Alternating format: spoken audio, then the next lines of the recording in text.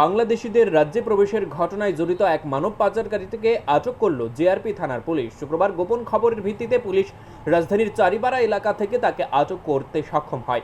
অভিযুক্তের নাম রূপন মিয়া। শনিবার জেআরপি থানায় সাংবাদিকদের ডেকে এই সংবাদ জানান ওসি তাপস দাস। তিনি বলেন, পুরনো মামলার তদন্ত চালিয়ে অভিযুক্তকে আটক করা হয়েছে। বাংলাদেশি নাগরিকদের রাজ্যে প্রবেশের ঘটনায় অভিযুক্ত জড়িত রয়েছে। তার বিরুদ্ধে মামলা নিয়ে শনিবার আদালতে পেশ করা হয় বলে জানান জেআরপি থানার ওসি তাপস দাস। সম্প্রতি রাজ্যে বাংলাদেশি নাগরিকদের অনুপ্রবেশ বৃদ্ধি পেয়েছে। এক্ষেত্রে পুলিশ তদন্ত চালিয়ে তাদেরকে আটক করতে সক্ষম হচ্ছেন। এখন দেখার বিষয়, পুলিশ আগামী দিন তাদেরকে জালে তুলতে কতটা তেজিভাবে কাজ করেন।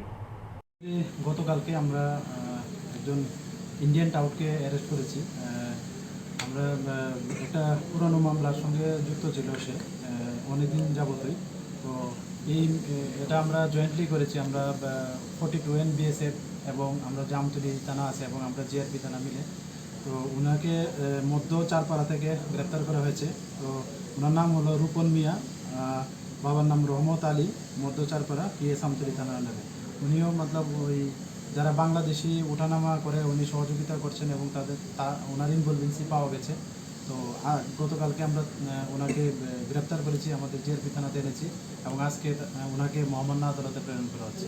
রিমান্ডের আবেদন জানানো হবে কি? রিমান্ডে আমরা জুডিশিয়াল রিমান্ড চেয়েছি, জুডিশিয়াল ইন্টারভিউশন করার জন্য, জুডিশিয়াল কাস্টডি। গতকালকে যে 8 জন বাংলাদেশি ধরা হয়েছে তাদেরকে জিজ্ঞাসাবাদ করে কি তাকে ধরা হয়েছে?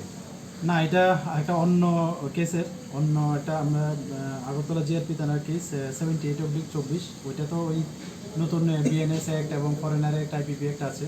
তো আমরাও ওইটার সঙ্গে কি যে গতকালকের যোগসূত্র আছে কিনা এটাও আমরা দেখছি, ইন্টারোগেশন চলছে অলরেডি।